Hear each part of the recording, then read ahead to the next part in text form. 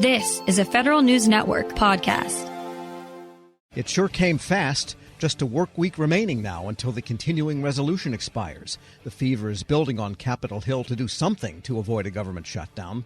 We get the latest from Bloomberg Government Deputy News Director Loren Duggan. And actually, Loren, before we get to the shutdown prospects, I want to talk about the decision of GSA to move the FBI to Greenbelt, Maryland for its new headquarters. The Virginia delegation not taking that one lying down, are they? They aren't. They are not happy about this decision. Obviously, this is a major project to, I think, $3.5 billion probably, and all the investments long-term that come with having a major facility. So Virginia not happy about a change in criteria that was made along the way when I believe the ranking of proximity to Quantico moved down a little bit, which made Virginia a little less favorable, and it seems in the end gave Greenbelt the leg up. You know, something here is this is a lot of Democrats arguing with Democrats. There are Republicans here too. Obviously in Virginia, there's Republicans in the delegation plus the governor. But, you know, you kind of are pitting Jerry Connolly of Virginia and Steny Hoyer of Maryland, who otherwise agree on a lot of things, against each other here. So I think that the choice has been made, but maybe the fight goes on, and the rhetoric obviously did not calm down after this decision was announced and released. And they're calling for an IG investigation then from the Virginia side. Yes, I think they'll seek that, and there's obviously fights ahead, too, on how to fund this thing. I mean, that was a live issue in one of the spending bill debates last week because the GSA will need the funds to actually get this project underway. And, you know, the FBI itself is sometimes a political football. So there's a ways to go here, even if this decision, which was very key to the process, has been announced. Will Republicans in the House maybe try to hold this up via lack of funding? I mean, in the Trump administration, they killed the whole project and said they were going to rebuild or tear down the current building in downtown D.C. and rebuild there. And Matt Gaetz was making noise about maybe not funding this.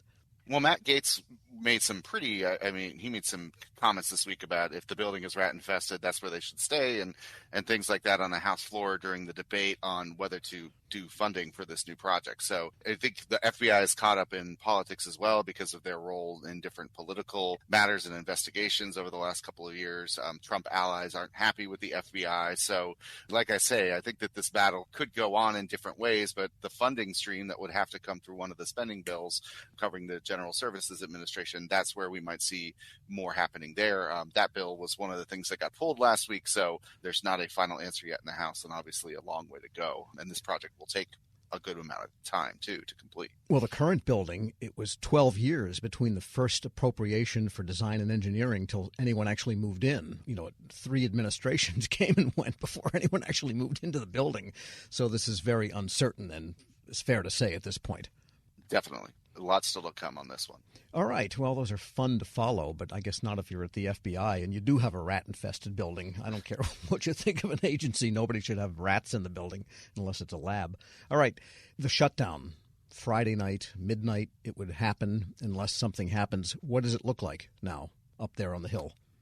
Going into the weekend, there wasn't a consensus. We had a lot of talk in couple of recent days about a laddered continuing resolution. This was an idea that the new speaker, Mike Johnson, had been floating, where some agencies covered by some of the bills would get one date and others would get a later date. Some of the timing they were talked about shifted.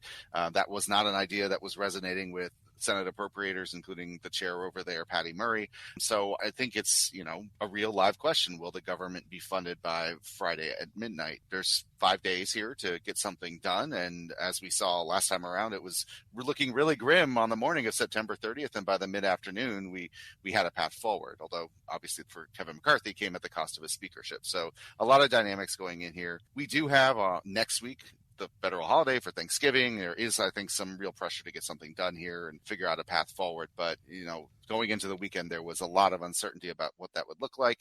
And so inevitably, if you're smart and you run a government agency, you're probably thinking about what do I do if we have to shut down going into the coming weekend. We're speaking with Loren Duggan, Deputy News Director at Bloomberg Government. And you can imagine all sorts of distortions that would happen with the so-called laddered to shutdown. Suppose the Navy and the Defense Department were covered, but DHS was shut down. Then that means the Navy couldn't talk to the Coast Guard, for example, because the Coast Guard would be moored in place. Yes, except for those accepted personnel, as you know, sometimes they used to talk more about essential, but it's more accepted from a shutdown.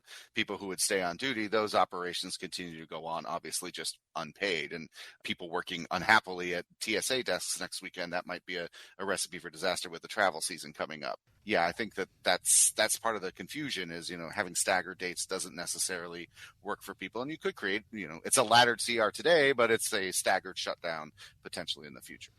And meanwhile, there are also some authorizations that still haven't happened, and those need to occur. If there's funding, you also need the authorization, such as the NDAA, but a couple of other major pieces.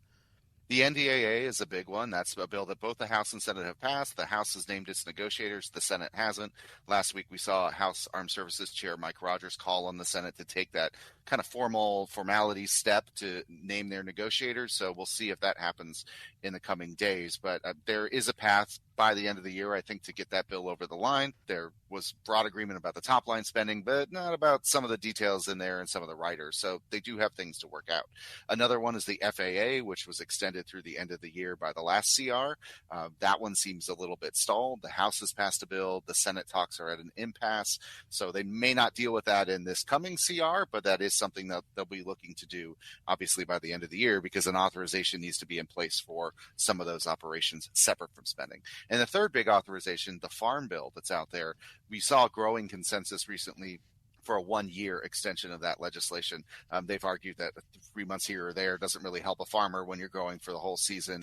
So I think we'll see a 1-year extension of that at some point, whether that happens right away in the CR that's coming up this week with all the other issues there, or another piece of legislation. That's a big one there. And then one final one is there's an important surveillance power that's expiring at the end of the year, and talks are starting to ramp up there.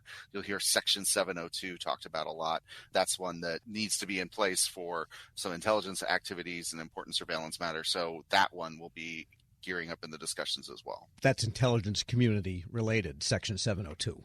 That is. It's about surveillance, I think, of non-U.S. persons, but some people want to change the way that provision operates. So it's not just a slam dunk straight extension on that either. There could be some calls for an overhaul. And in the meantime, there is the question of aid to Israel and aid to Ukraine, and that's turned into kind of a mess on the Hill too, hasn't it?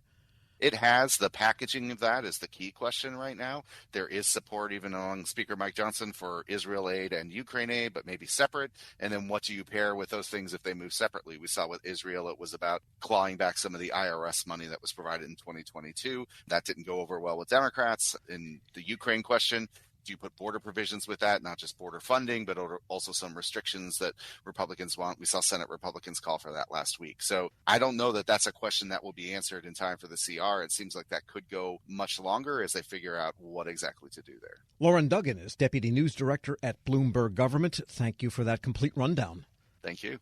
And we'll post this interview at federalnewsnetwork.com/Federal Drive. Subscribe to the Federal Drive wherever you get your podcasts. And this program note, head to federalnewsnetwork.com today at 1 and sign up for our open season exchange. Everything you need to know about federal employee and retiree health benefits for 2024. New speakers daily through Wednesday. Hear from OPM Director Kiran Ahuja and federal health insurance expert Kevin Moss. Starting at 1 this afternoon at federalnewsnetwork.com.